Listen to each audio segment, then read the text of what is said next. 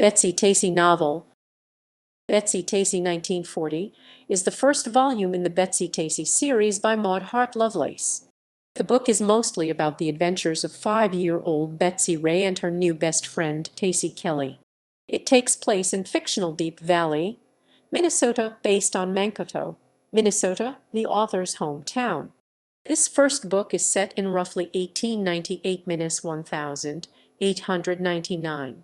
The book, along with the entire Betsy Tacy and Deep Valley series, was republished in 2000 by Harper Trophy with a new cover art illustrated by Michael Kolsch. Plot: the adventures between the two friends range from the real life, such as going to school for the first time, making a playhouse out of a piano box, and dressing up to go calling, to the extraordinarily fanciful, such as being taken for a ride in the milkman's magic wagon by his talking horse and flying away on a cloud while enjoying a picnic. The fanciful adventures are provided by Betsy's active imagination and her love of telling stories.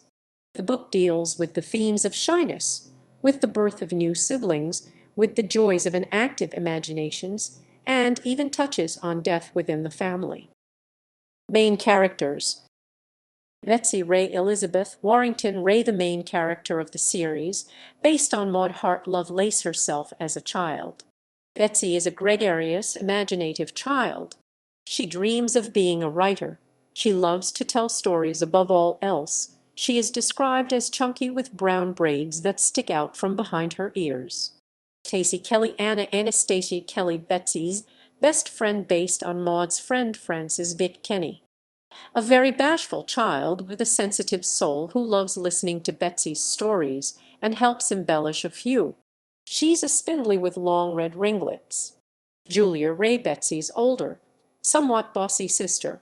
While she's only 3 years older than Betsy, she considers herself quite grown up and feels free to lord that over the younger Betsy and Tacy. Has a pronounced interest in music that is developed much more extensively in later books. Katie Kelly, Tacy's older, somewhat bossy sister. There are 11 children in the Kelly household in the opening of the book, and Katie is the fourth youngest. She and Julia are best friends.